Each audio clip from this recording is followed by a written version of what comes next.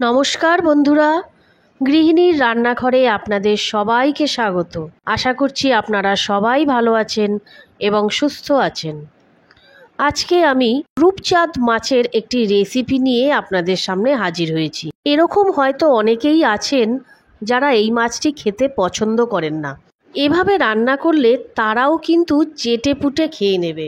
আশা করছি আজকে আমার এই রূপচাঁদ মাছের রেসিপিটি আপনাদের খুবই পছন্দ হবে। আমার চ্যানেলটি যদি সাবস্ক্রাইব করা না থাকে তাহলে প্লিজ চ্যানেলটি সাবস্ক্রাইব করে দেবেন। তাহলে আসুন রান্নাটা শুরু করা যাক। এর জন্য প্রথমেই আমি নিয়েছি 3 পিস রূপচাঁদ মাছ। মাছগুলো আগে থেকেই আমি নুন হলুদ মাখিয়ে রেখে দিয়েছি। কড়াইতে তেল দিয়ে তেল গরম হলে মাছগুলো দিয়ে দিলাম। এবার বেশ ভালো করে এপিট ওপিট করে বেশ কড়া করে মাছগুলো ভেজে আমি অন্য একটি পাত্রে তুলে রেখে দিচ্ছি। সব কটা মাছ তুলে নেওয়ার পর ওই তেলেই আমি দিয়ে দিচ্ছি লম্বা লম্বা করে কেটে রাখা আলুগুলো দিয়ে এর মধ্যে আমি দেব সামান্য একটু লবণ। সামান্য লবণ দিয়ে আলুগুলো আমি ভেজে নেব। দেখুন আলুগুলো ভাজা হয়ে গেছে। এবার আলুগুলো আমি অন্য একটি পাত্রে তুলে রেখে দিলাম।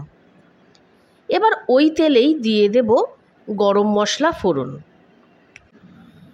আলুগুলো তোলা হয়ে গেল। এবার দিচ্ছি একটা এলাচ, সামান্য একটু দারচিনি, একটা তেজপাতা আর দিচ্ছি একটা শুকনো লঙ্কা। এবার ফোড়ন থেকে সুন্দর গন্ধ বেরোনোর পর দিয়ে দিলাম একটা বড় সাইজের পেঁয়াজ কুচি। পেঁয়াজটা আমি খুবই ঝিরিঝিরি করে কুচিয়ে নিয়েছি।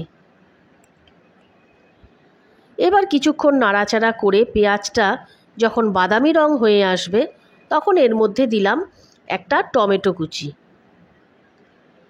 টমেটো আর পেঁয়াজ দুটোই বেশ কিছুক্ষণ ধরে কষিয়ে নিতে হবে। এরপর সামান্য একটু লবণ দিলাম যাতে পেঁয়াজ আর টমেটোটা তাড়াতাড়ি মজে আসে। এরপর আমি এর মধ্যে দিচ্ছি আদা, রসুন আর শুকনো লঙ্কার একটি পেস্ট। আদা রসুনের পেস্টটা দেওয়ার পর সমস্ত কিছুর সাথে বেশ ভালো করে কষিয়ে নিতে হবে।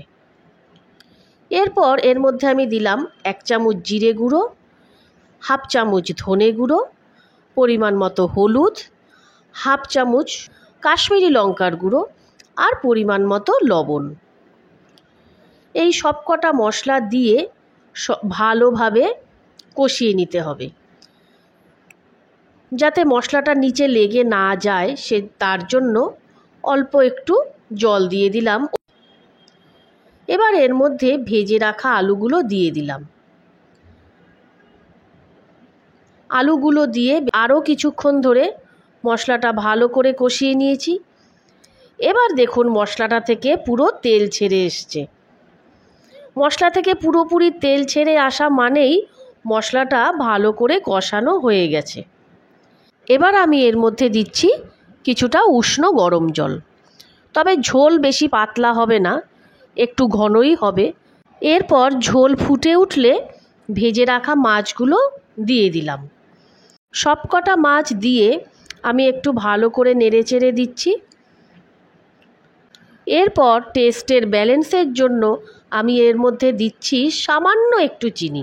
তবে আপনারা চাইলে চিনিটা স্কিপ করতে পারেন। এবার আমি একটু টেস্টটা দেখে নিচ্ছি নুন মিষ্টি কিছু লাগবে কি না। এখানে আমার সবই ঠিকঠাক মনে হয়েছে। ব্যাস এবার আমি গ্যাসের ফ্লেমটা বন্ধ করে দেব। আমাদের মাছ এখানেই তৈরি। রূপচাঁদ মাছ এভাবে আপনারা একবার করে দেখতে পারেন। খেতে কিন্তু সত্যিই খুব ভালো লাগে। রেসিপিটা যদি ভালো লেগে থাকে প্লিজ কমেন্টে জানাবেন এবং লাইক শেয়ার করে আমার পাশে থাকবেন। আমার চ্যানেলের রেসিপিগুলো যদি পছন্দ হয় তাহলে প্লিজ চ্যানেলটি সাবস্ক্রাইব করে দেবেন। আজ তাহলে এ পর্যন্তই। এরপর আবার অন্য কোনো একটি রেসিপি নিয়ে আপনাদের সামনে হাজির হব। Thank you.